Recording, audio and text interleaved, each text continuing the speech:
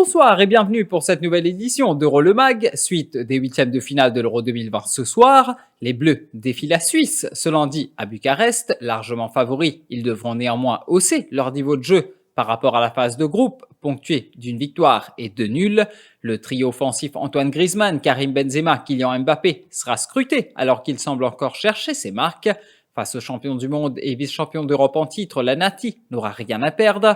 Elle, qui n'a atteint qu'une seule fois les huitièmes de finale de la compétition en 2016. Les Suisses ont arraché leur qualification en terminant troisième du groupe A grâce à leur unique victoire contre la Turquie 3-1. Gros morceau en vue pour le vainqueur de l'affiche, puisqu'il affrontera la Croatie ou l'Espagne. Pour cette rencontre qui débutera à 23h, Lucas Hernandez, absent de l'entraînement collectif des Bleus hier, sera finalement sur le banc. C'est Adrien Rabiot qui évoluera en piston gauche dans une équipe où Didier Deschamps a décidé d'adopter un schéma à 3 défenseurs. Face au Portugal, il avait remplacé Lucas Digne à la 52e minute, occupant ainsi le poste de latéral gauche durant la quasi-intégralité de la deuxième période. Pour nous faire l'analyse de cette rencontre, retrouvons l'ancien joueur et entraîneur Saoud Lalmohamed. Oui, c'est un match qui quand même lui paraît un petit peu inégal, eu égard aux forces en présence.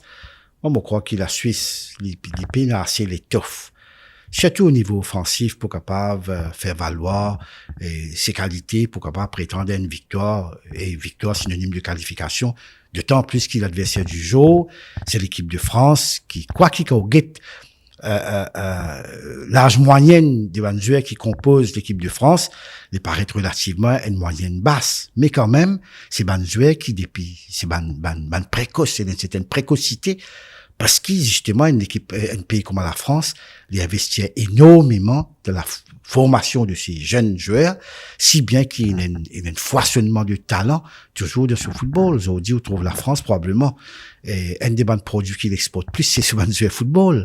Hein?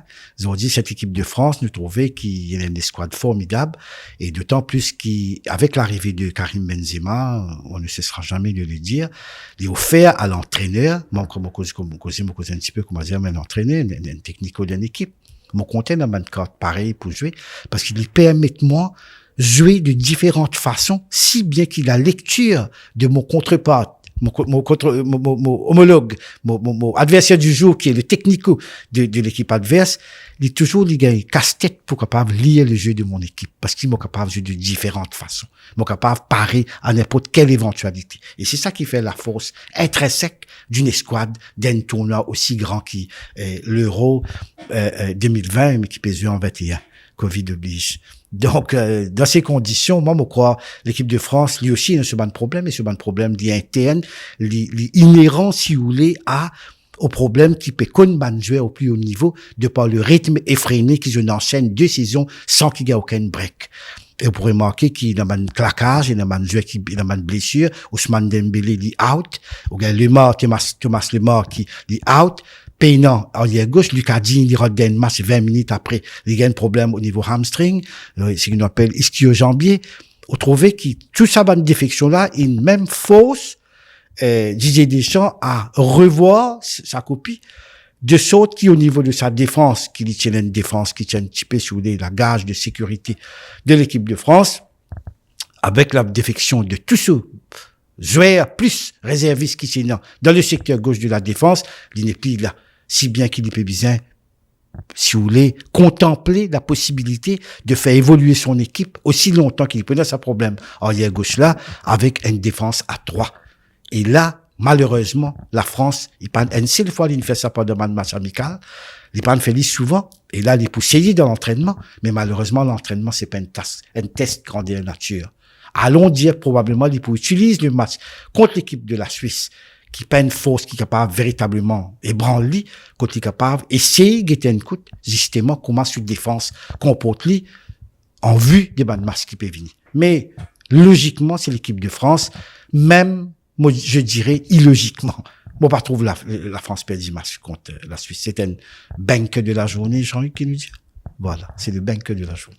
Hier, les Pays-Bas ont été surpris par la République tchèque alors que les Néerlandais avaient remporté leurs 3 matchs de poule et étaient les favoris logiques pour se qualifier pour l'écart.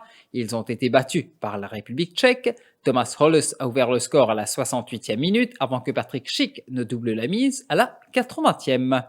Dans l'autre huitième de finale d'hier soir, la Belgique a disposé du Portugal par 1-0. L'unique but de la rencontre a été inscrit par Torgan Hazard à la 42e minute. Sa frappe magnifique dont la trajectoire flottante a trompé la vigilance de Rui Patricio à la 42e minute lui a même valu le trophée d'homme du match. Un coup d'œil sur le classement des buteurs après les matchs d'hier. Malgré l'élimination du Portugal, Cristiano Ronaldo reste en tête avec 5 buts. En deuxième position, on retrouve Patrick Schick avec 4 réalisations. 4 joueurs ont inscrit 3 buts. Ils sont Romelu Lukaku, Emil Forsberg, Georginio Wijnaldum et Robert Lewandowski. Les huitièmes de finale de l'Euro 2020 prendront fin demain avec les 2 derniers matchs. À 20h, place au choc entre l'Angleterre et l'Allemagne. Si les Allemands ont déjà démontré de belles choses lors de leur victoire en poule contre le Portugal, les Anglais n'ont pas été impressionnants. Les hommes de Gareth Southgate devront afficher un autre visage face à la Mannschaft qui sera coriace. À 23h, la Suède aura comme adversaire l'Ukraine. On reste dans l'actualité de l'Euro, en poste depuis le 2 juillet 2014 en remplacement de l'Allemand Ottmar Hitzfeld. Vladimir Petkovic, le sélectionneur de l'équipe de Suisse qui affronte la France ce soir en huitième de finale de l'Euro, est un modèle de longévité. Alors que son contrat avec la Nati court jusqu'en décembre 2022, le technicien de 57 ans, originaire de Sarajevo, va faire mieux que la légende Kobe Koun et surtout, face aux Bleus, il va égaler le nombre de matchs à la tête de la Nati, record détenu par l'Autrichien Karl Rappan, soit 77. Et le service de presse du comité d'organisation de l'Euro à Saint-Pétersbourg a indiqué à l'agence France Presse que le quart de finale aura lieu comme prévu dans la ville russe. Cela en dépit de la flambée record de l'épidémie de Covid-19. Un porte-parole de l'UEFA a lui déclaré à l'AFP que la situation sanitaire russe ne change absolument rien pour les équipes et qu'il n'était pas prévu de changer le lieu du match qui opposera le vainqueur de France-Suisse à celui de Croatie-Espagne. Euro le Mag prend fin ici, rendez-vous dès demain pour une nouvelle édition.